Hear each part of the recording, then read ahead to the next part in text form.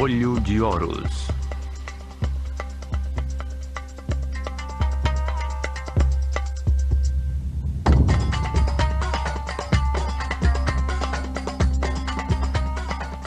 Seu universo espiritual era guiado pelo Hierofante, sumo sacerdote da escola de mistérios do Olho de Horus, primeiro servo de Deus, Hen-Neter-Tep, o grande vidente.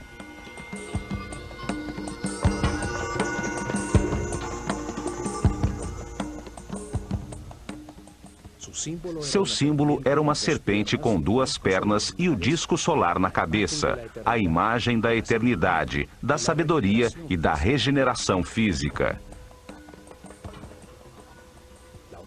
A organização sacerdotal sob seus cuidados se dividia em 3 grupos.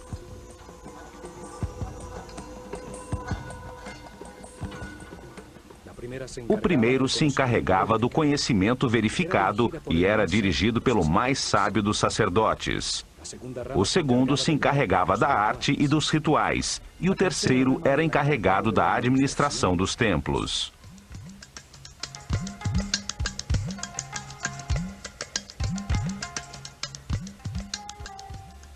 Os sacerdotes do conhecimento eram os pedagogos incumbidos de preparar os herdeiros de sua casta. Eles transmitiam as verdades herdadas desde as origens da escola de mistérios na desaparecida civilização Atlante. Verdades já comprovadas sobre o funcionamento do universo. O conhecimento no mundo egípcio era transmitido com exclusividade aos iniciados da escola, que demonstravam com provas e atitudes perante a vida que podiam receber sabedoria e não fazer mau uso da mesma. A revelação é o verbo. Eram chamados de Rihabet, ou sacerdotes do conhecimento. Eles ensinavam a linguagem simbólica, a escrita, as matemáticas, a astronomia e o controle das forças fundamentais. A este grupo pertenciam os Cabirim, os medidores do céu, que registravam em todos os templos a abóbada celeste, fixando pelas estrelas o momento exato dos rituais diários, das festas anuais e da mudança que anunciava o fim de uma era e o começo de outra.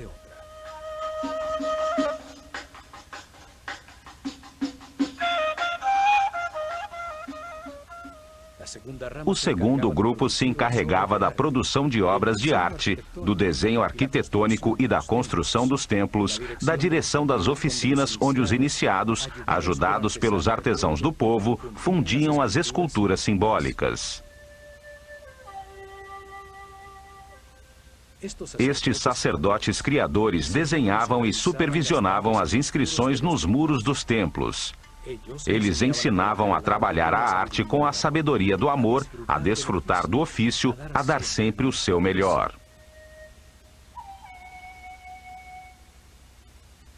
Desenhavam os símbolos, ferramenta fundamental dos rituais, os objetos e as figuras simbólicas. E depois determinavam o que se devia fazer regularmente com eles nos momentos cósmicos, tais como os solstícios e os equinócios.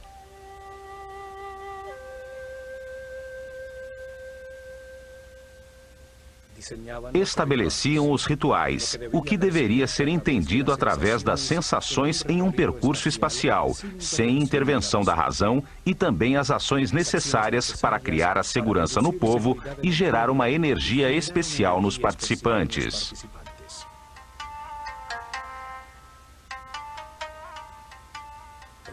O ritual induzia os sacerdotes da escola de mistérios do Olho de Horus a ter autoridade perante o povo, utilizando o controle da intuição, da percepção do ser humano, independente de seu preparo ou nível de consciência.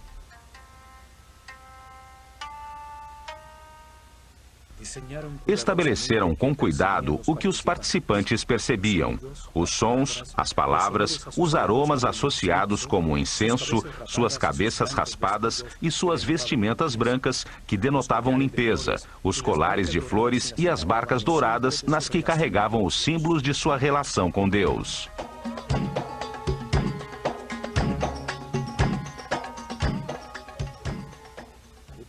Usavam o ritual para transmitir ao povo a hierarquia e a ordem da sociedade que organizaram, utilizando ferramentas singelas, tais como a riqueza das vestimentas, sua visualização, a arrumação ou a quantidade dos participantes. O ritual renovava a relação entre os poderes. Acima, o Deus único. A seguir, os néters, os mortos, os sacerdotes, o faraó, seu exército e o povo. Os rituais aproximavam o homem do sagrado, induziam emoções intensas que impulsionavam suas ações de uma forma suave.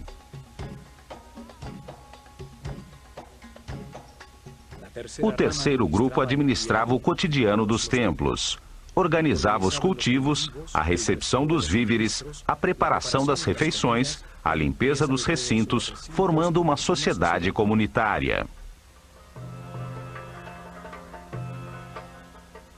Usava em sua base um grupo de sacerdotes temporários chamados de Wab, os puros, homens do povo que durante um mês por ano serviam nos templos, executando as tarefas diárias inferiores para depois retornar às suas atividades habituais.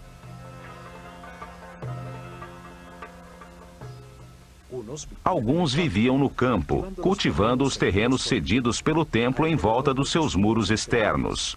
Chegavam ao amanhecer para realizar os rituais de purificação para entrar no templo e continuar com suas atividades diárias.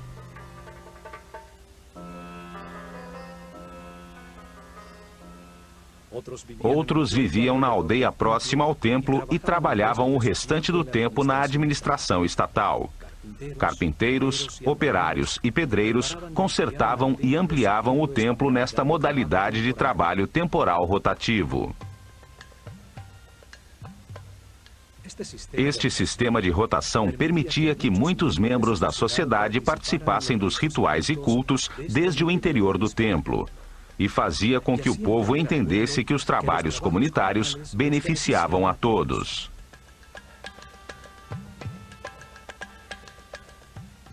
Os três grupos convergiam nos templos, os lugares onde se organizava a ordem, o Ma'at, a busca do equilíbrio harmônico temporal. Ali, o homem se submergia no espaço sagrado orientado para o cosmo, registrando seu permanente movimento.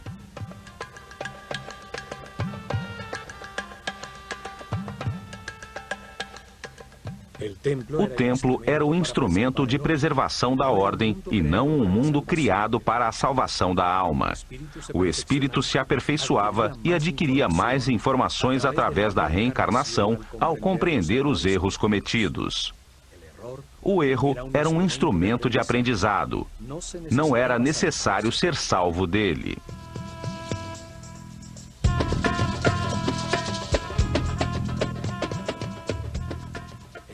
O templo era o lugar onde se encontravam as duas forças fundamentais, a força do caos e a da ordem. Ali se atingia o equilíbrio necessário, a harmonia que leva ao aperfeiçoamento de todos os indivíduos da sociedade.